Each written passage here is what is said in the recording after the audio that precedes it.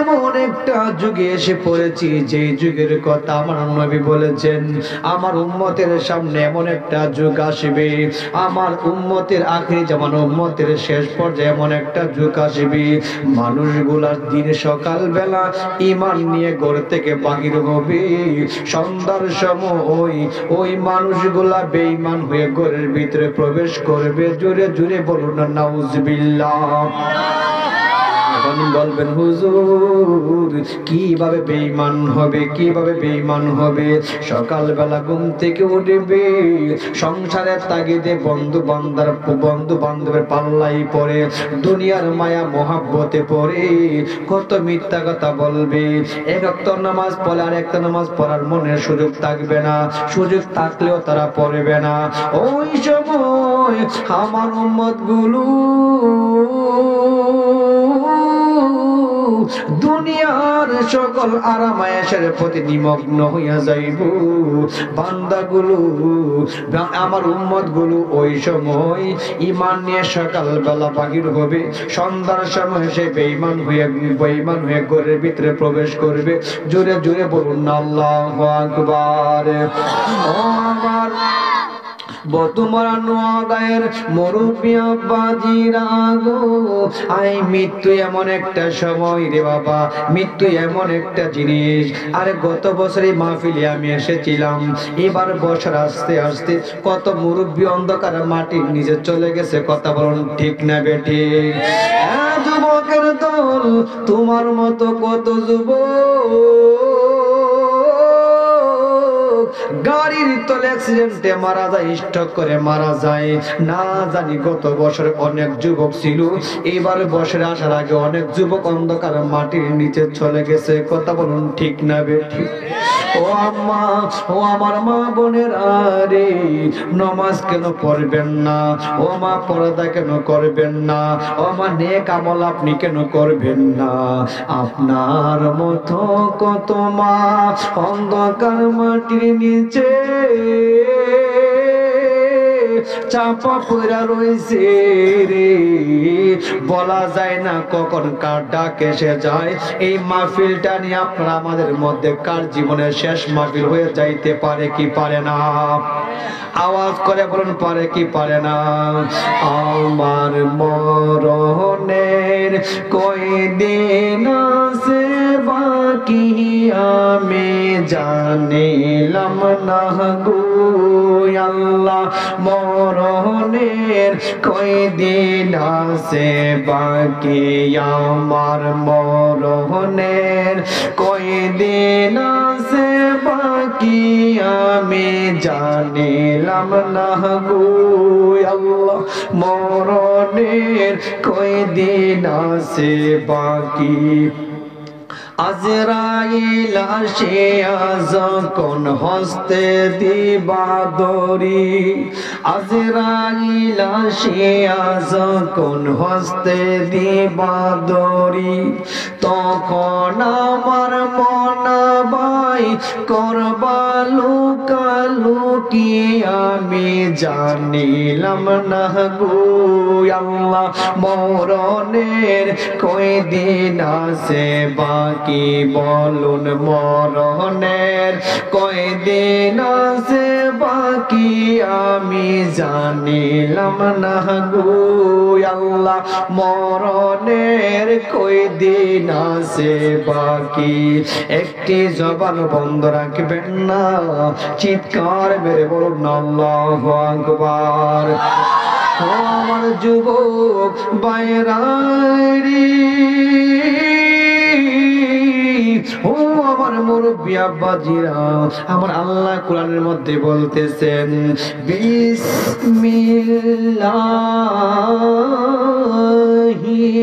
রহমানির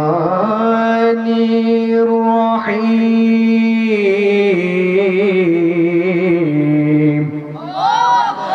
কুল্লু নাফসিন যায়িকাতুল মাউত।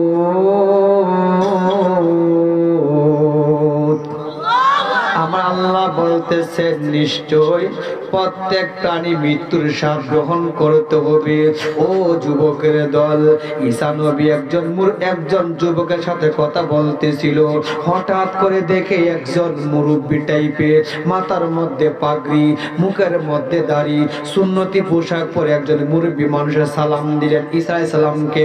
সালাম দেওয়ার পরই ঈসা আলাইহিস সালাম উনার সাথে কথা বলে, কিন্তু যেই মুরব্বীটা শেষে এসেছে ওই মুরব্বীটা বারবার চোখগুলো আড়াল করে ওই যুবকের দিকে তাকায়। এবার যুবকটা বল, ব্যাপার কি রে?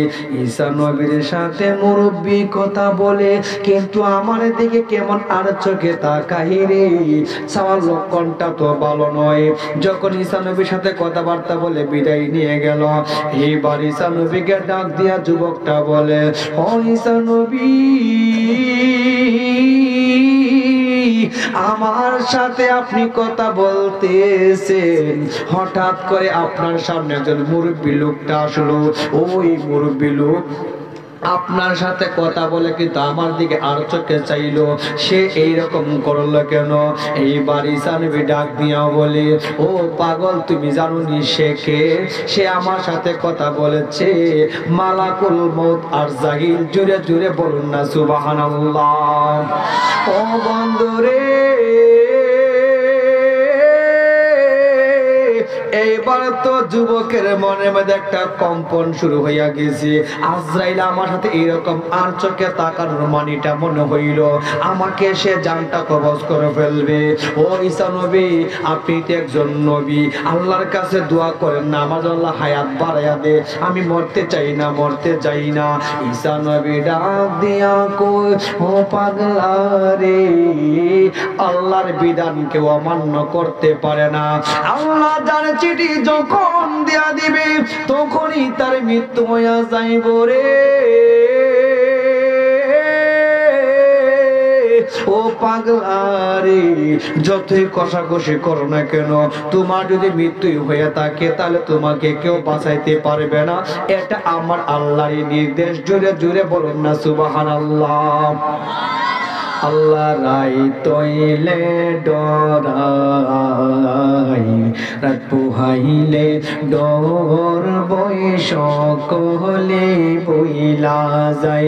আল্লাহ রাই তৈলে ডরাই, রাত পুহাইলে ডর বৈশ কহলে বইলা যায়। দেখবেন রাত্র যখন 10টা-11টা হইয়া যায়, যখন অন্ধকার ভাব থাকে, একা ছোট বাচ্চারা পেশাব করতে বাহির হয় না, যুবকরা পেশাব করতে একটু বই লাগে, মাঝে মাঝে মুরব্বীরা যখন পেশাব করতে পারে বই লাগে। আর যদি চৈত মাস বৈশাখ মাসে ঝড় তুফানের রাত্র হয়, যখন পেশাব করার মধ্যে রাত্রে গিয়ে বসে, যেই মাত্র ঝিলিকে মানে শরীরটা একটা কপন সৃষ্টি হয়ে যায়, কি যায় না?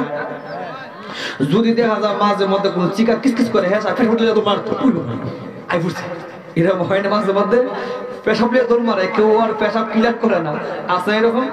এই কথাই আল্লাহ রাই তৈলে ডরাই, রাত পুহাইলে ডর বৈশ কহলে বইলা যায়।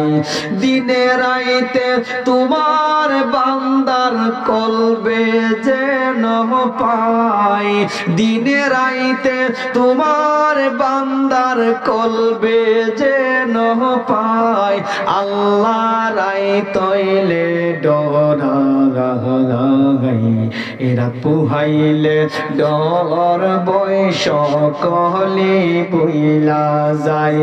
একটি জবান বন্ধ রাখবেন না, চিৎকার মেরে বলুন না আল্লাহু আকবার। ও বন্ধুরে, আমার আল্লাহরে স্মরণ করলে আমার আল্লাহ আমাদের স্মরণ করে কি করে না? আমরা আল্লাহ কোরআনের মধ্যে বলতেছেন, বিসমিল্লাহির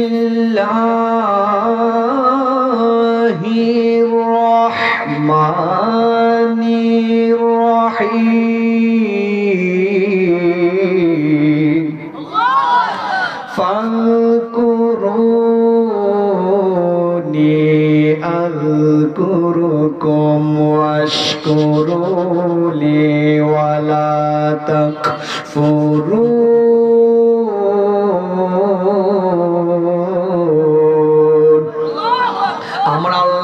দিয়া বলেন, ও আমার বান্দা বান্দিরা রে,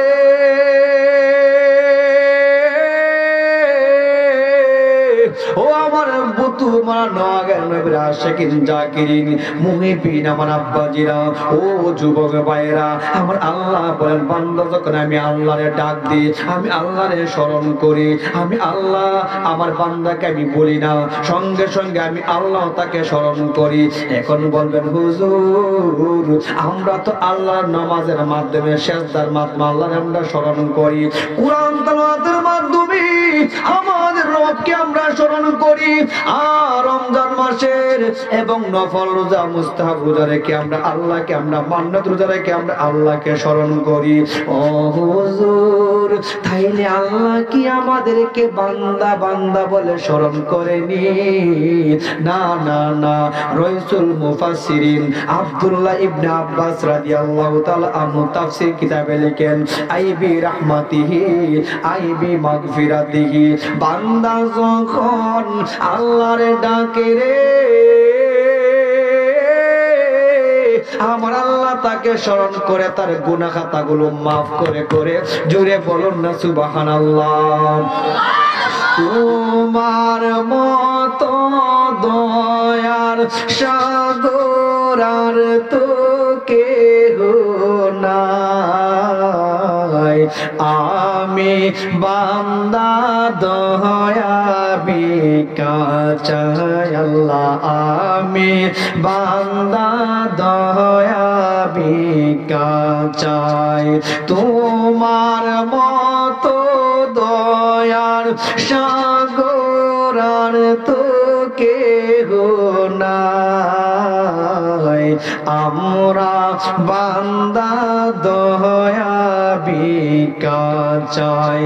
একটি জবান বন্ধ রাখবেন না, চিৎকার মেরে বলুন আল্লাহু আকবার। ও আমার নবীর আশিকিন জাকিরিন মুহিবিন বাবা আজিরারি,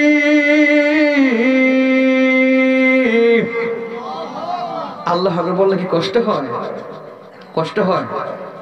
এই আমার মুরব্বী আব্বাজিরা এই বাড়ি নবীকে ডাক দিয়া বলে, ও নবী তুমি যে নাই করো তাইলে তোমার কথা বাতাসে মানে বাতাসে শুনে বলে, হে আপনি বাতাসকে বলুন, বাতাসকে বলুন আমাকে যেন গভীর একটা জঙ্গলের মধ্যে নিয়ে ফালাইয়া দে, যেখানে মধ্যে কোনো মানুষ নাই, যেখানে মধ্যে কোনো ঘর বাড়ি নাই, আছে শুধু হিংস্র প্রাণী বাঘ ভাল্লুক, যেখানে কেউ যাইতে পারে না, ওই জায়গার মধ্যে বাতাসকে বলুন আমাকে রেখে আসার জন্য।